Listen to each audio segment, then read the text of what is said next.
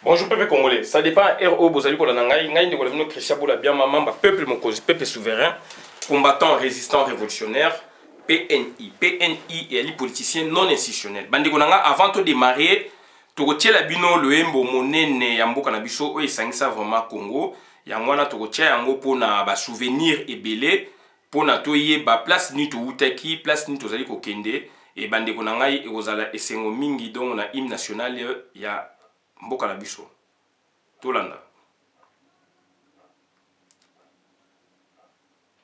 tolanda donc hymne national ya mboka na biso bandeko na ngai yango yo voilà.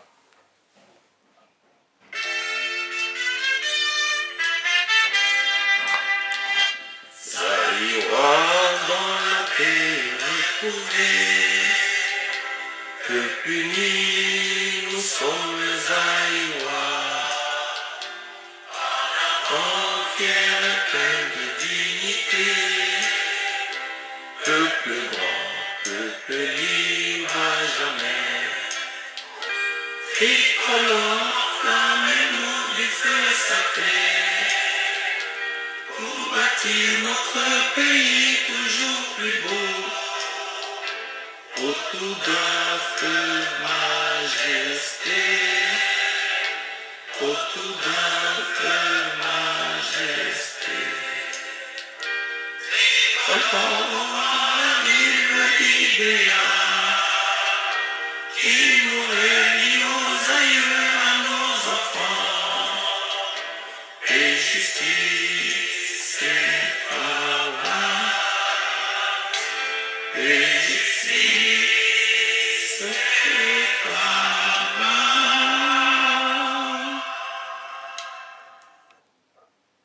Merci mingi peuple congolais. Toye lelo koloba makambu ya pasteur Kabundu Walesa. C'est un pasteur qui est membre de l'ANR. Toye Sabino déjà. Donc Azali Moutou ya ANR. Et Azali Koya na ba prophétie et belé à lokuta. Et donc Toboite Azana droit ya ko sambela nzambe oyaye. Toboite ko sambela ya Moutou. Donc Ezali likabonaye. Toboite mais ngai na yebsibino azali mutu ya aner ngai na yebsibino bazali ba pasteur o ba détruire jeunesse ya Congo bazali ba pasteur o ba détruire mboka na biso nzambe azali kuna te nzambe azali na motema na yo ndeko azali na motema na yendeko nzambe alabi place batu mibale bazali ye azali wana nzambe azali na batimate batu wana baye kosala mbongo batu wana bazali ba psychologue batu wana bayebi ndenge nini koluka mbongo bayebi ndenge nini koluka basi na nzela wana koluka basi puisque bazali kobanga kolinga basi bazali kobanga kozala na basi do bazali kozwa basi lokola donc ofele na nzela ya mateya na nzela donc ya lokuta bandeko na ngai alobelaki bino na contredisaki ye alobelaka bino que donc Nzamba alakisi ye que donc par exemple Tshisekedi Tshilombo protocole bien sûr donc akokufa dans 2 ans bakobomaye non prophétie Nzamba apesi prophétie que dans 2 ans etc pour na Félix Antoine Tshilombo toyebisaki bino que ezali prophétie te toyebisaki bino ezali biloko ya aner pour na aner yebanaki to yebaki yango to lobaka ngo na tango sengelaki to zape koloba yango sikoyo boza komona mikakatano to yebisaki bino depuis décembre to koti na zone de turbulence to yebite soki mbulo to kobima yango mbulo pesa libération ya Congo mikakatano ezali wana to yebisaki bino to rappeler bino na janvier to rappeler bino na mars to rappeler bino na avril na mai juin lelo to za ko rappeler bino donc c'est-à-dire makamese belemaki bayokanaka ndengwana akotika bokonzi après 2 ans. Sikoyo makamu tellement ezali ba contexte mususu changé yango omoni bazoluka balongola Félix. Ya lobaki nzamba lakisi dans 2 ans bakobomaye boyeboye ezali makama lokuta ezali prophétie ezali nde donc ezali makamu ya aner. To yebisa bino aner donc projet na bango faut ba boma Félix.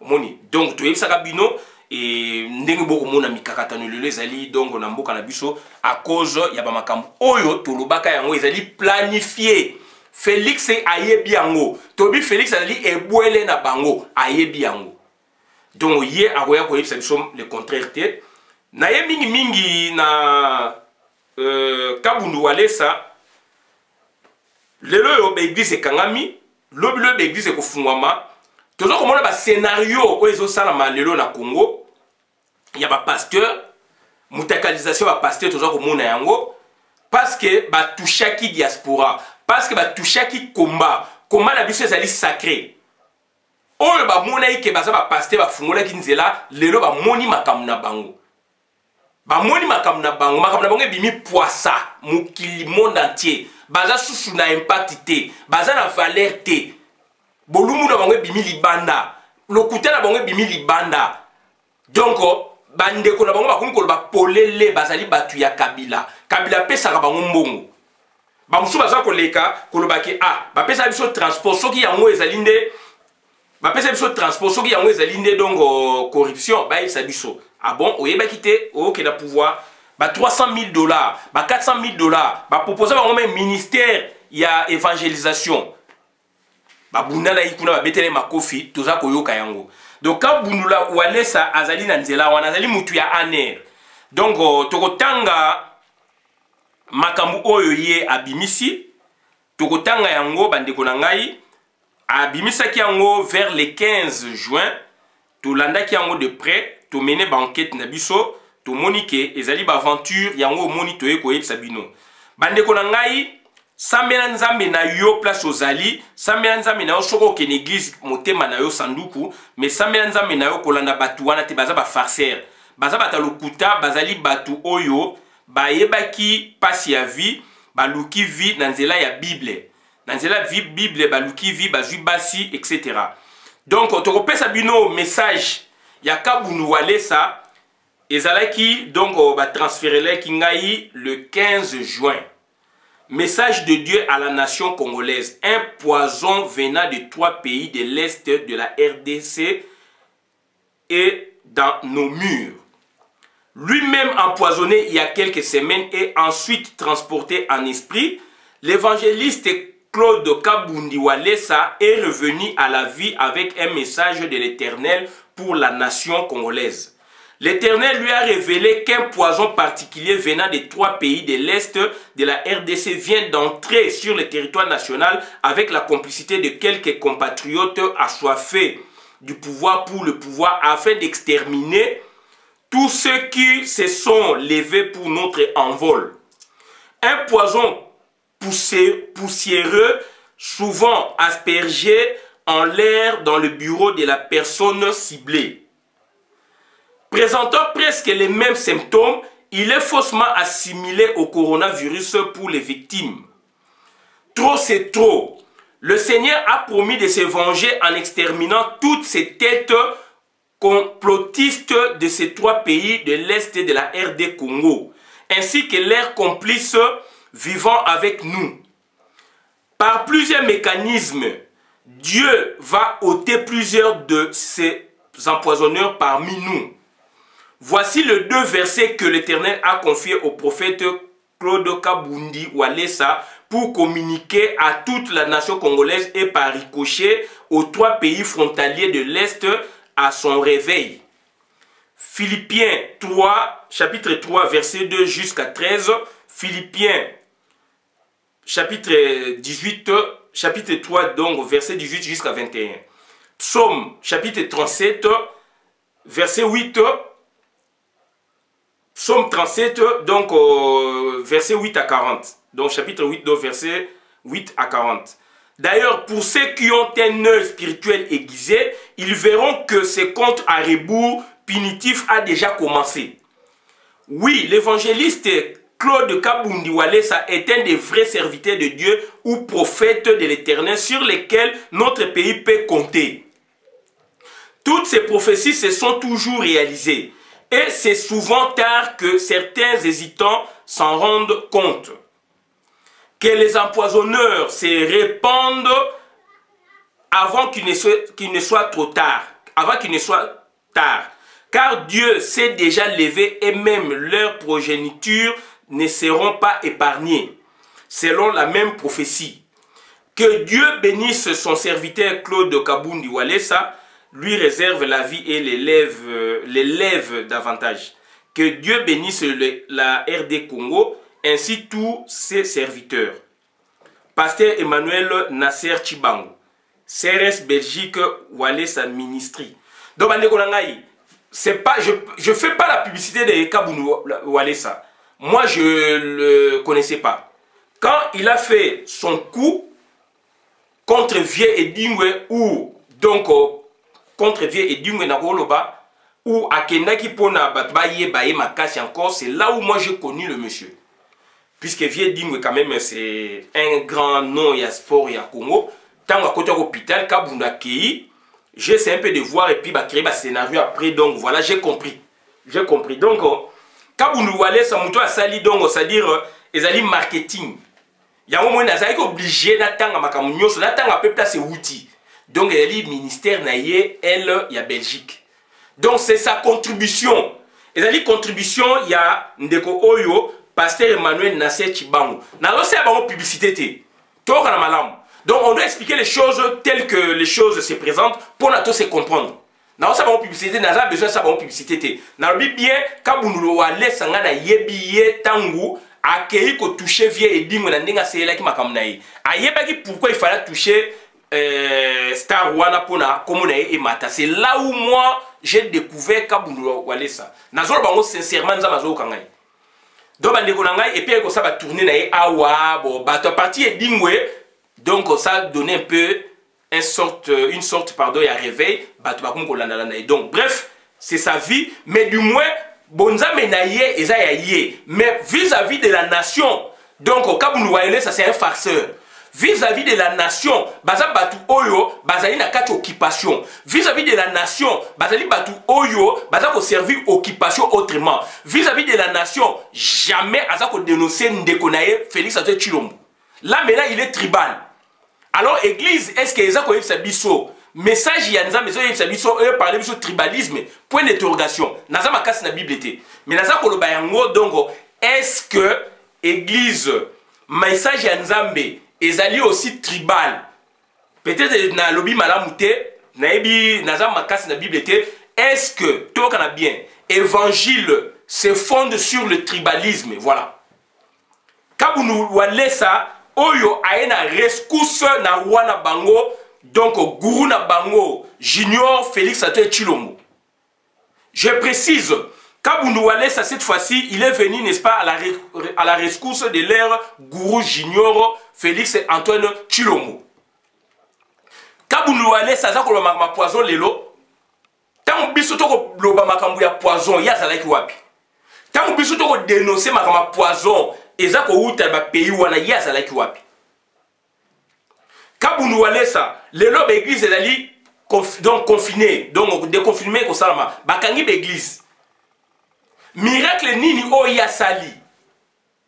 Pona mboka na biso kangolama. Metamba kokota na temple na bangwana donc ya kidiabulu, bakoya ko bimisa ba miracle entre guillemets. Oyo yo lingaka ya lingaka yekuna lingaka.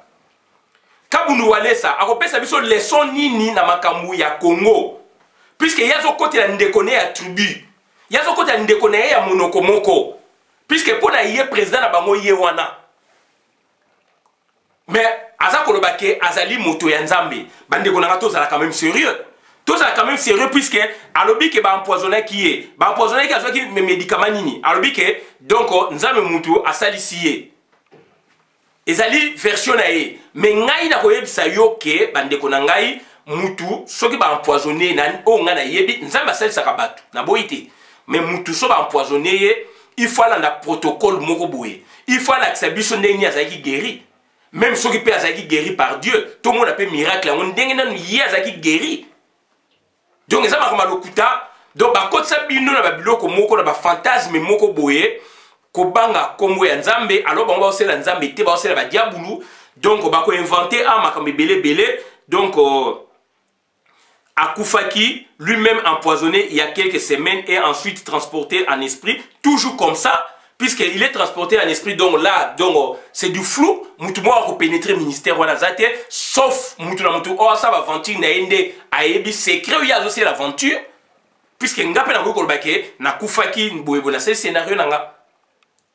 Donc c'est malheureux, et lelo azali ko ya soi-disant il a besoin message ni ya ou il a besoin prophétie. Puisque Félix a tué Chilombo, Hippolyte Kana mais il faut bomaye, alingi ko bomaye, Félix a tué Chilombo a pouvoir totalement te yango il faut bango bas tourner, ba créer ba masolo lokuta. Et ils allaient enrober sous forme prophétique. Si on a dit que Baroboma Félix, prophétie est liée dans Zambé, Baroboma Félix, dans 2 ans. On a essayé de faire un air dans le bayango. Et ça, un air. Ayoki Azali Moutuya un air. Le lot de Nile, c'est Apandi, Bango, tu vas batuya un air. Parce qu'on bon, on va dire un bon coup. L'Éternel lui a révélé qu'un poison particulier venant de 3 pays de l'Est de la RDC vient d'entrer sur le territoire national avec la complicité de quelques compatriotes assoiffés du pouvoir pour le pouvoir afin d'exterminer tous ceux qui se sont levés pour notre envol. Assoiffés du pouvoir, yé mon gars pasteur wana, bazalo assoiffé du pouvoir, bazalo qui est vers le pouvoir, bazalo besoin bon à pouvoir. Ba créer mes ba ministre. Denis le silero marmazolo ba wana, est-ce que Denis le sache maina mno? Quand 15 ans, les qui a reconnu, ça va un taxi pour naïe, ça des taxis, et ça corruption. N'est-ce pas que ça va pouvoir? Un poison poussiéreux, souvent aspergé en l'air dans le bureau de la personne ciblée. Poison poussiéreux et bimi balobi ango, il a profité de prophétie. Et prophétie, donc voilà, l'Éternel lui a révélé qu'un poison particulier venant des 3 pays de l'Est de la RD Congo vient d'entrer sur le territoire national avec la complicité de quelques compatriotes assoiffés du pouvoir pour le pouvoir afin d'exterminer tous ceux qui se sont levés pour notre envol. De un. Deuxièmement, un poison poussiéreux souvent aspergé en l'air dans le bureau de la personne ciblée. Présentant presque les mêmes symptômes, il est faussement assimilé au coronavirus pour les victimes. Trop c'est trop, le Seigneur a promis de se venger, tout ça. Bah, ventu. Ngai dans loco le 15 juin, message est bimi donc les 14, le 15 juin, mais ma kamaba poussière, bah, koufi, na bureau à Félix, c'est presque une année en gros. Révélation, tant que bah, Kenzamba a révélé que Félix, donc, bah, bomaye dans 2 ans, donc, bah, bomaye, Nzamba a révélé. Il fallait un moment, on a aïe, ça biso que, Nzamba la kisie que, bah, boma Félix, bah, boma Félix, na contredisait exemple en air. Deuxièmement, il fallait prouver biso que, bah, boma Félix, bah, bomande batu, bah, collaborateur Félix, oh, ya nomaki bango, batabi kolonaye, batu balobaka ni munoko moko o basaka na présidence il fallait ça la précis alo bango atika ikoloba eloko wana ti batu ba kufi je maître Mukenda kufi na ba mars monseigneur Gérard Moulumba kufi na ba mars avril batu ba kufi na ba malade wana ye mena ekoloba 3 mois 2 mois après de botika ba aventure soki lelo ba supprimer l'église ba kangi l'église. Donc, ma solo na Congo va bloquer la vente ici. Et tant que l'église est kozonga, yo aveugle, boko kota kuna na ba temple wana ba diabulu pour na bo yo kasuba endoctriner bino ba donc ba boma mayele na bino ki boanya na bino ya bana mboka. Et bolingi ndengwana. Donc voilà ba ndeko na ngai donc makam oto eka website bino dongo kabunu wa lesa makamazali koloba ezali lokuta. Ce sont des aventuriers.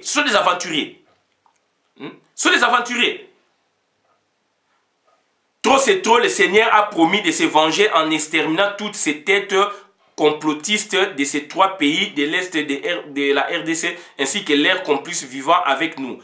Par plusieurs mécanismes, Dieu va ôter plusieurs de ces empoisonnés parmi nous. Voici le 2 versets, tout ça. Aventure. Donc, ça dit, il y a un problème. Badbazako Koufa, Nandenge Toyoka Kiwana, lui maintenant, à côté qui, peut-être jeune, à côté jeune pour la Kenzambe, à la Kisaye, verset biblique Nini, où Sengeli a collé en gros, Nabaka Oyo et Bimikuna. Ça, c'est ma compréhension. Yango à côté qui, ma bonne Elinae, Nzamba a révélé verset biblique. C'est-à-dire ma bonne, c'est-à-dire à côté à ça qu'on prier, à ça qu'on la Bible, à situation sur les kanamboka nini boye. Ce qui a même qui m'a kamuna sans soina, moi j'allais le comprendre. Ah, suite à problème boye bandeko botanga nde verset biblique oyo et ko sunga biso suite à problème boye mais non atiki nzela wana akenango pona a convaincre yo Yesu nzambe alakisi ye pona a convaincre yo ye azana kata Yesu azana kata nzambe a convaincre yo ke ye pe ba empoisonner ki akendaki na esprit azongi na mukili nzambe alakisi boye lokuta mensonge mboka ezali koya sika ba aventure wana ekosila bo contribuer mingi na destruction mentale ya peuple congolais bino ba pasteur Félix a triché jamais ba pasteur Louba baza ko dénoncer Félix Antoine Tshilombo